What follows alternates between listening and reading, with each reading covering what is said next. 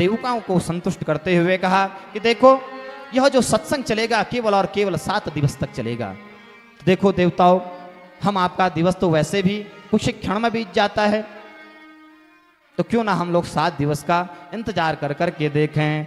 तो भैया 7 दिवस बाद ऐसा अविस्मरण क्षण आया कि राज्ञो मोक्षम तथा वीक्ष्य पुरा धातापि विस्मितः। कि 7 दिवस बाद क्या हुआ कि परीक्षित राजा का मोक्ष हो गया, और इस चीज को देख करके धातापि विस्मितः, धाता अर्थात ब्रह्मदेव भी विस्मित होकर के देखने लगे, जो कैसा हो गया। तो यही श्रवण किया था कि जिस व्यक्ति को सर्प दंशन कर लेता है, उस सर्प के दंशन से मनुष्य की मृत्यु होती है, तो उस मृत्यु को अधम माना जाता है।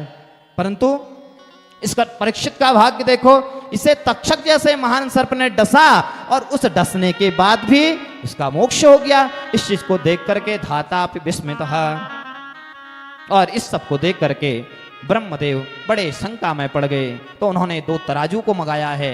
एक तरफ संसार के सभी कल्याणार्थ जितनी सामग्री हैं, तप हैं, साधन हैं, रखा, और एक तरफ श्रीमद् भागवत महापुराण को रखा है। और देखते हैं इसका क्या तात्पर्य होता है। तो भैया एक तरफ संसार के सभी कल्याणार्थ वस्तुओं को रख दिया, और एक तरफ श्रीमद् भागवत महापुराण है। परंतु तराजू का एक गुणधर्म है कि जिस और वजन ज्यादा होता है वह नीचे झुकने लगता है। देखते ही देखते श्रीमद् भागवत कथा रूपी जो तराजू था वह नीचे झुकने लग गया।